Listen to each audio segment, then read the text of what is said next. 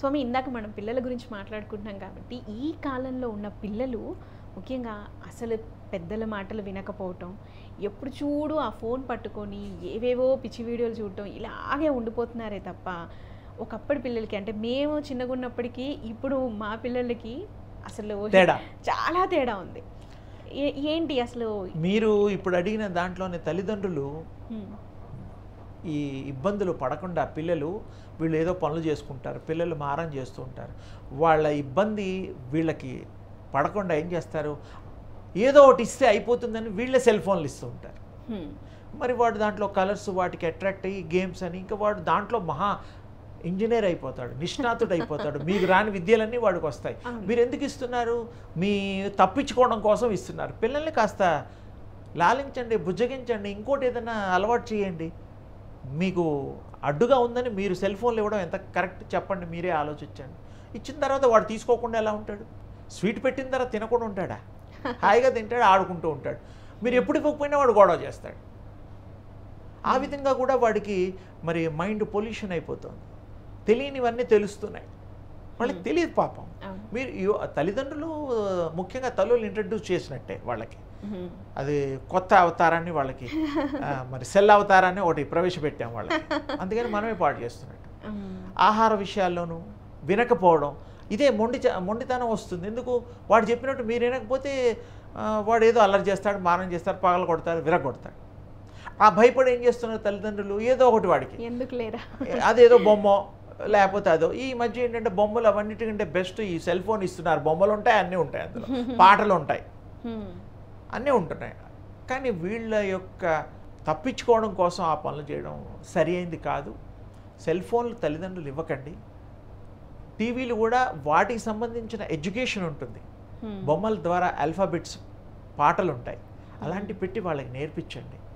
పెద్ద స్క్రీన్ ఉంటుంది, వాడికి అర్థమవుతుంది. ఇంకోటి ఏనుగంటే ఏనుగు తీసుకెళ్ళి జూలో చూపించండి.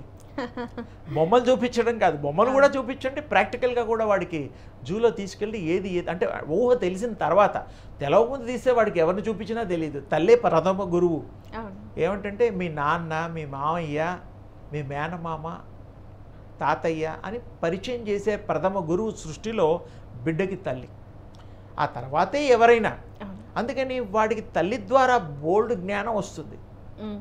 ఒకప్పుడు పూర్వంలో గర్భంలో ఉండగా కూడా చదువులు వినుకునేవారు, చదువుకునేవారు. వేదం కూడా నేర్చుకున్నట్టు మహాభారత కాలంలో ఉన్నాయి. అవి నమ్మకపోయినా ఇప్పుడు మళ్ళీ గర్భంలో ఉండే వాళ్ళకి మ్యూజిక్ నేర్పుతున్నారు.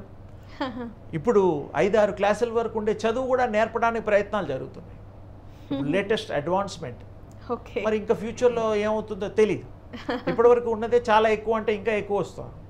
ఇది ఈ సృష్టికి విరుద్ధం కదా ఇలా చేయడం కరెక్ట్ అంటారు? అంటే కలియుగంలో ఇవన్నీ సహజము, ఇవి తప్పదు, ఎండింగ్ కాబట్టి. మనం ఏది ఆలోచించినా సక్రమంగా ఆలోచించి మళ్ళీ ఎవరో వచ్చి డిస్టర్బ్ చేస్తారు.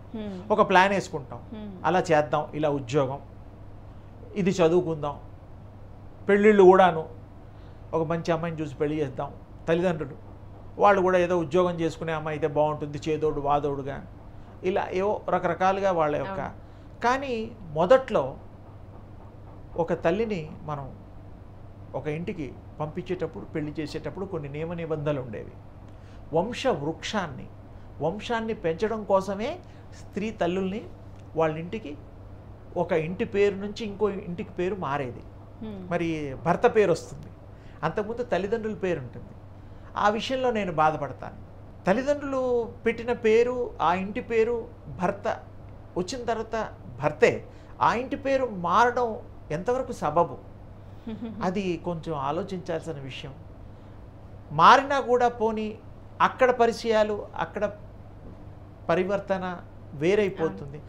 వాళ్ళు స్త్రీని ఒక వాళ్ళకు అవసరమైన వస్తువుగా వాడుకోవడమే జరుగుతుంది. తీసుకురావడం, సరే వాళ్ళ ఇంట్లో అన్ని పనులు రకరకాలు చేస్తూ ఉండడం, వాళ్ళ బాధ్యత అండం, ఏదో ఆహార విహారాలు. మీ దగ్గర నుండి ఈ మాట వినటం నాకు నిజంగా సంతోషంగా ఉంది. అంటే మీలాంటి వాళ్ళు మాకు చెప్పే మాట ఏంటంటే, మీరు వన్స్ ఒక్కసారి అత్తగారింట్లో అడుగు పెట్టారంటే మీ అత్తగారింటి పేరే మీ పేరు అంటూ ఉంటారు, కానీ మీరు దాని విరుద్ధం అంటున్నారు. అది తప్పు. ఎందుకు తప్పు అంటే, భర్త పేరుండని వాళ్ళ ఇంటి పేరు ఉండని తప్పు లేదు. ఈ అమ్మాయికి పెట్టడం అంటే అమ్మాయిని కంప్లీట్గా మార్చేసేయడమా? అంటే అమ్మా నాన్నతో సంబంధం లేదా? అదేమిటంటే తప్పు కదా. అమ్మా నాన్న ఉంటేనే ఈ పాప వచ్చింది. ఆవిడ మీ స్వార్థం కోసం తెచ్చుకుంటున్నారు. ఇది మీ స్వార్థమే, మీ వంశం కోసం తెచ్చుకుంటున్నారు, మీకు కావాల్సినవన్నీ చేయించుకుంటున్నారు. ఆవిడ కష్ట సుఖాలు చూడండి. ఎంతమంది చూస్తున్నారు? ఏదో రవిక చీర బంగారు నగలు కొనిపెడితే సరిపోతుందా? ఆవిడకి అదేనా కావాలి? తృప్తి కావాలి, సంతోషం కావాలి, ఇంట్లో అందరూ గౌరవించాలి, ఆవిడని గుర్తించాలి. ఒక ఇంటి నుంచి ఒక ఇంటికి వస్తే ఆ తల్లిదండ్రుల్ని మైమరిపించే తల్లిదండ్రులుగా అత్తమామలు ఉండాలి. అప్పుడు ఆ ఇల్లు అప్పుడప్పుడు గుర్తొస్తుంది. ఎందుకంటే ఆ ప్రేమ కంటే ఎక్కువ ప్రేమ ఇక్కడ లభిస్తోంది కాబట్టి, వీళ్ళే తల్లిదండ్రులుగా జీవితాంతం ఉంటాం కాబట్టి అప్పుడప్పుడు పుట్టింటికి వెళ్ళినా వాళ్ళకు కూడా చెప్తాం ఏమని, మా అత్తమామలు ఎంతో మంచివాళ్ళు, పార్వతి పరమేశ్వర్లు అని చెప్పుకుంటాం. ఎందుకంటే ఆ విధంగా ఉన్నందుకు.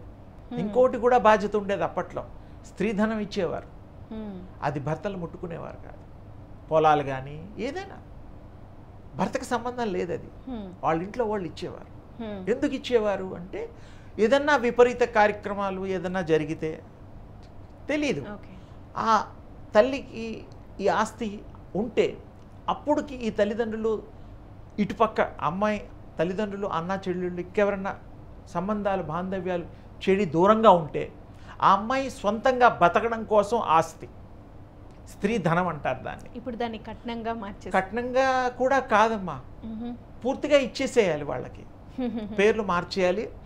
ఈ రకరకాల ఇబ్బందులు, స్వవిషయాలు నేను ఎక్కువగా మాట్లాడకూడదు, కొంతమందికి బాధ కలుగుతుంది కాబట్టి. కానీ గౌరవించాలి స్త్రీని, వారి డబ్బులు వాళ్ళకే ఇవ్వాలి. భర్త ఇంటి యజమాని కాబట్టి ఆ ఇల్లంతా నడిపించాల్సిన అవసరము బాధ్యత భర్తదే. నాకు 30,000 అయింది, 40,000 అయింది అంటే తల్లి ఏం చేస్తుంది, భార్య ఏం చేస్తుంది? దానికి అమ్మాయి పనిచేసి అందులో సగం ఇవ్వాలా చెప్పండి మరి. అంటే మీ ఇంటికి వచ్చింది కష్టపడడానికి కూడానా, సంపాదించి పెట్టి ఇవ్వడానికి కూడానా చెప్పండి. ఆ రూల్స్ కూడా ఉంటే ఎవరు ఏం కలియుగంలో అలాగే జరుగుతోంది మరి ఇప్పుడు. అది కొంత బాధాకరమైన విషయం. అలానే స్త్రీలు బాగుండకూడదని కాదు, స్త్రీలు కూడా వాళ్ళకి ఎంతో అనుకువగా మెలకువగా వాళ్ళకి ఇష్టంగా అన్నీ చేసి పెడుతూ ప్రాణప్రదంగా ప్రేమించే భర్తని వాళ్ళు చూసుకోవాలి. భర్త ప్రేమించేటట్టుగా కూడా భార్యలు మెలగాలి. లేకపోతే మరి వాడికి ప్రేమ ఎందుకు కలుగుతుంది? అన్నీ నా డబ్బులు తింటున్నా, నా మాట వినడం లేదని బాధ కలదు. మరి ఇంత సంపాదించింది ఎవరికి? పిల్లలకి, భార్య వాళ్ళకే కదా. ఇల్లు కొన్నా, కారు కొన్నా, ఏది కొన్నా అది బాధ్యత. వాడు వంశం పిల్లలైనా ఎవరైనా కూడాను. ఇంకో విషయం ఏంటంటే ఆ పిల్లలు కూడాను వాళ్ళ రూపాలు మామయ్యలాగా, అమ్మమ్మలాగా, తాతయ్యలాగా, ఆయనలాగా, అమ్మలాగా ఉండే రూపాల్ని చూసి ఇష్టపడుతున్నారు. అవునండి. ఆత్మని చూడలేకపోతున్నారు. ఆత్మని ఎవరైనా చూస్తారా పిల్లల రూపంలో? లేదు. మా పెద్దాడు నాలాగే ఉంటాడు, నాలాగే మాట్లాడతాడు, మా చిన్నాడండి వాళ్ళ అమ్మమ్మలాగా ఉంటాడండి అనుకుంటూ ఉంటాం. ఆత్మ గురించి ఎప్పుడైనా టాపిక్ వస్తుందా? రాదు.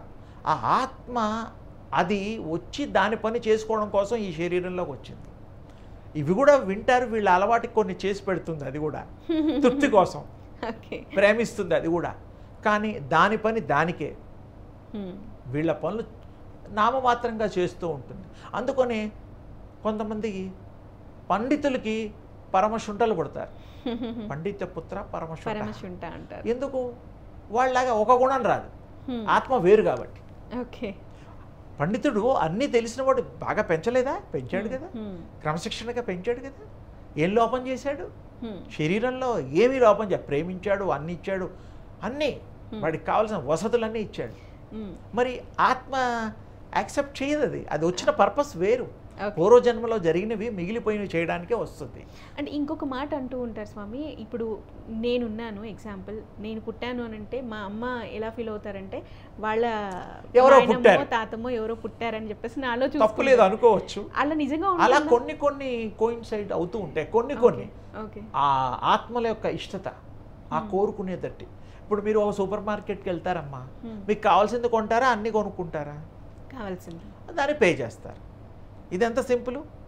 అలాగే దాని కర్మల్ని అనుభవించడం కోసం వాళ్ళు గర్భాలను ఎత్తుక్కుంటాయి. అవి ఓకే. చనిపోయిన తర్వాత దాని ప్రయాణాలు వేరు. ఆత్మ చనిపోవడం అంటూ ఏమీ లేదు, అదో రాంగు. ఓకే. చనిపోవడం అంటే శరీరంలో శక్తి లేదు, ఓకే. పడిపోతుంది. ఆత్మ వెళ్ళిపోతుంది. ఆత్మకి చావు అనేది లేదు, ఎప్పుడూ లేదు. అది ప్రకాశం, స్వయం ప్రకాశం. అది బాడీలోకి వస్తే ఈ బాడీలో శక్తి వస్తుంది. శక్తి రూపం వచ్చి మనకి మెదడు, చిన్న మెదడు, పెద్ద మెదడు, హృదయము ఇవన్నీ పనిచేస్తున్నాయంటే ఆ శక్తి ఉండబట్టి ఇవి పనిచేస్తున్నాయి. రోబోలాగా. రోబోస్ మనం ఈ మధ్య అన్నీ ఫీడ్ చేస్తాం, ప్రోగ్రామ్ అంతా. అది దాంట్లో చిప్పు పెట్టాలి, ఎనర్జీ కావాలి కదా మరి పని చేయడానికి. ఎనర్జీ ఉంటే బ్యాటరీతోనో ఇంకోతోనో సోలార్ సిస్టమో ఏదో పెడతాం, అది పనిచేస్తుంది ఇన్ని గంటలు, మళ్ళీ ఛార్జ్ చేయాలి. ఈ మానవుడికి ఛార్జింగే అవసరం లేదు పాపం. ఎంత గొప్ప టెక్నాలజీ గాడ్ మనకి ఇచ్చాడు చూడండి. మనం పని చేసేస్తాం. చాలా తేలిగ్గా మనం ఉదాహరణలు చాలా చూసుకోవడానికి వీలుంటుంది ప్రతిదీ కూడాను. ఓకే.